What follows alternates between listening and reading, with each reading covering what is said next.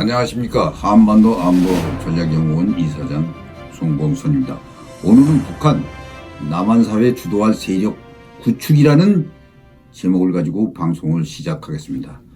전 북한 정찰국 출신 대자인 김국성은 좌우 이념 대립과 사회 갈등이 심한 최근의 남한사회는 대남 공작 측면에서 남한의 건부인 청와대도 침투 북한 공작원들에게는 꼭 비단 같았던 분위기였다면서 이를 언론에서 주장해 문재인 정부의 안보 정세를 엉망으로 만든 상황을 뼈저리게 느끼게 하고 있습니다. 김국성은 2014년 중국을 통해 탈북하였는데 최근 언론과 인터뷰에서 자신이 정찰총국에서 근무했던 시절과 당시 북한 공작원들의 국내 인사 포섭 등에 관해 밝혔습니다.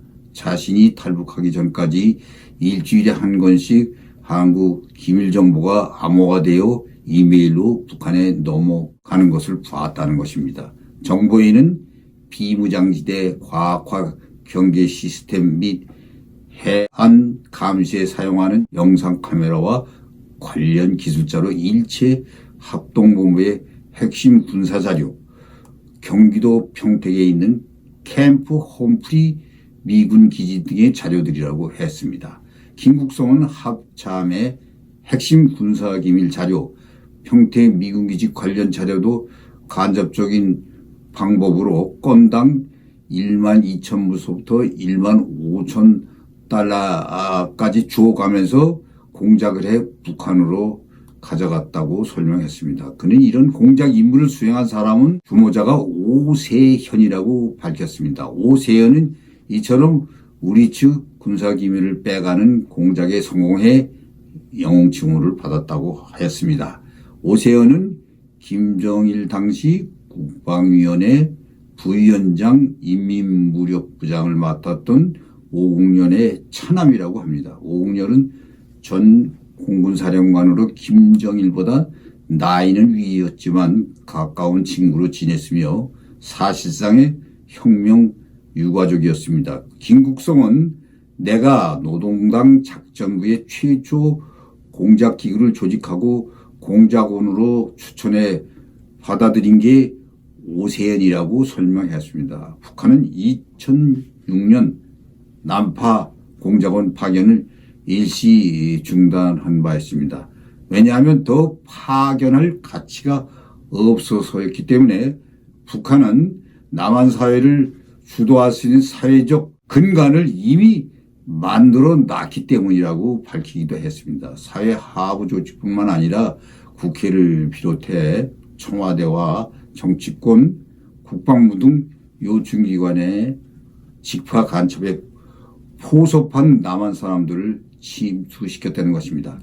김정은이 2009년 정찰총국을 조직한 뒤 2012년부터 다시 남파 공작원을 보내라고 지시해 많은 공작원이 남한에 침투했다는 것입니다. 유엔기구에서 활동하던 공작원도 이때 남한에 침투했다고 합니다. 김국성은 민주조선 자주신보 김정은 연구위원회 주체사상 연구위원회 등 우리 동포독기 운동 및 우리 민족끼리 구호를 내거는 수많은 단체들은 북한이 추구하는 대남 전략에 부합하는 활동을 하고 있다면서 북한 정보기관에는 남한 법률연구소가 있는데 남한 법에 딱 맞는 방법을 찾아 공작하고 투쟁하니 남한 정부는 어찌할 도리가 없을 것이라고 설명했습니다. 또 자주시보가 싣는 내용을 보면 어떤 면에서는 노동신문을 훨씬 능가한다고 덧붙였습니다. 현재의 상황이 자신이 2009년 기획회 김정은에게 보고했던 남조선 정치 예속화 전략에 따라 바뀌고 있다고 강조했습니다. 이러한 내용은 1970년 대남 공작 역사 속에서 북한이 진행했던 지역 공작 토대와 핵무력에 기초해 남조선의 정치 예속화를 실행해야 한다는 내용이라며 김정은이 직접 사인을 했고 대단히 만족스럽다는 평가를 받았다고 밝히기도 했습니다. 남조선 정치 예속화 전력의 세부 내용과 관련 김국성은 문재인 정부 때 봤듯이 좌파 단체가 자유민주 인권 등을 갖고 투쟁하는 것을 밥 먹듯 하는데 그때 물밑에서는 대남 기관이 알게 모르게 작동한다면서 이것이 바로 정치 예속화 죽돌이라고 설명했습니다. 대남 지하 공작과 공식적인 남북 교류 협력 등을 명분으로 내세운 남한 각계의 통일전선 사업을 병행하는 것이 전략의 기본이라고 했습니다. 김국성은 특히 인터뷰에서 좌우로 갈라진 남한 사회의 이념 갈등, 사회 갈등, 빈부 격차 등은 대남 공작에 마르지 않는 샘물의 원천과 같은 것이라고 평가했습니다. 돈으로 회유할 사람, 약점 파악된 사람, 그리고 여성에 취약한 사람 등을 포섭하는 것이라고 했습니다.